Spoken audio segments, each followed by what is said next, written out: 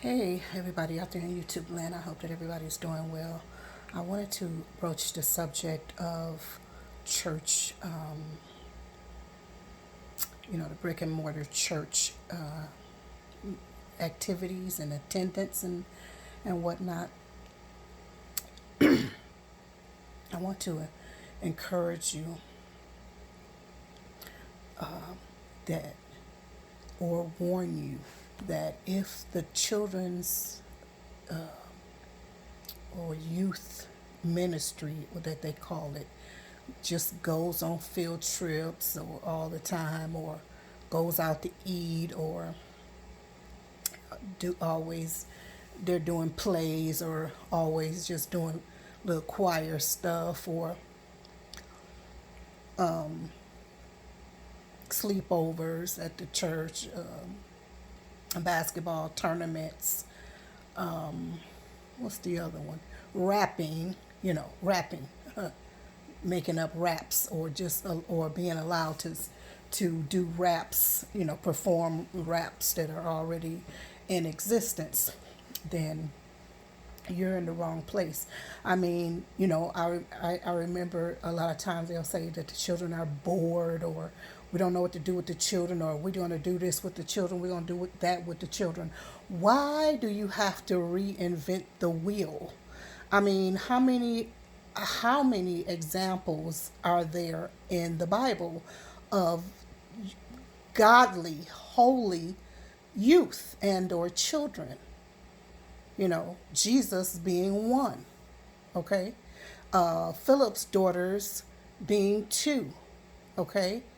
And I believe even the young lady, what's her name, the one Jesus raised. I think she was about 12 years old or so.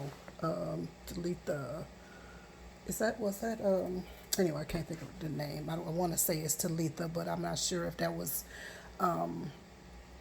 the language that he was using. I know Talitha Kumi or something like that was what he said to raise her. I believe, if I'm not mixing the story with another one. But nonetheless, I mean, Samuel was a godly child. Moses was a godly child. David, a godly, child and or youth.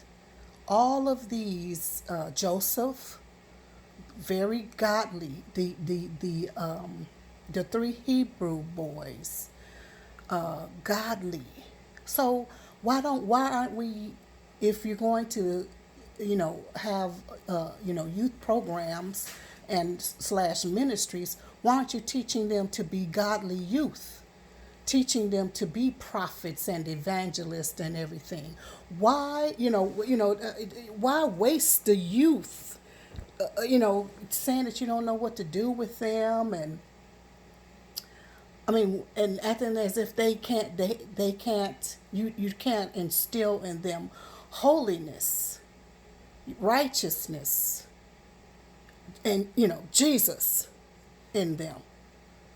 That always baffled me, and I always went to them about that, because they always did the wrong things with them, as if, and especially the smaller children, playing games, or stuff that nothing. I mean, a game is good, like if they were doing some type of game to teach them, about the Bible or something like that. None of that went on, and a lot of us, we would donate, Bible stories, DVDs, music, and stuff like that.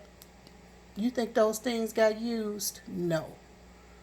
No. You will go into those children's rooms or some of those nurseries, and the women will be sitting around gabbing, not even paying attention to the children properly, and eating nonsense, having little social parties. And I mean, it was crazy. It was really, really crazy. But I just want to encourage you and or warn you, don't allow that. I mean, if you're going to go to church and you're going to put your children in the hands of somebody, be sure that they're learning, how to become a prophet, or what the lifestyle of a prophet, the lifestyle of an evangelist, the lifestyle of a pastor, and not the pastors that we see in these brick and mortar churches. Okay, we're not talking about that.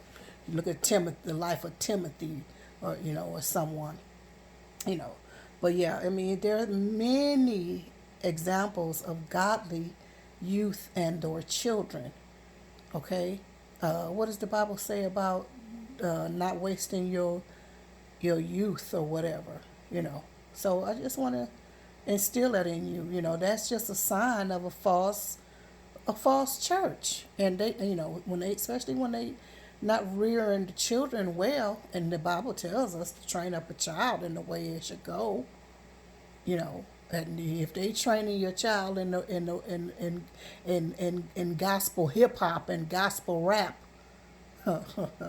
that's a person that wants them to go the wrong way. Okay? So, anyway, be encouraged. We love you. And we pray that this message will bless and help somebody, to be redirected into the right direction. Have a good day. Bye bye for now.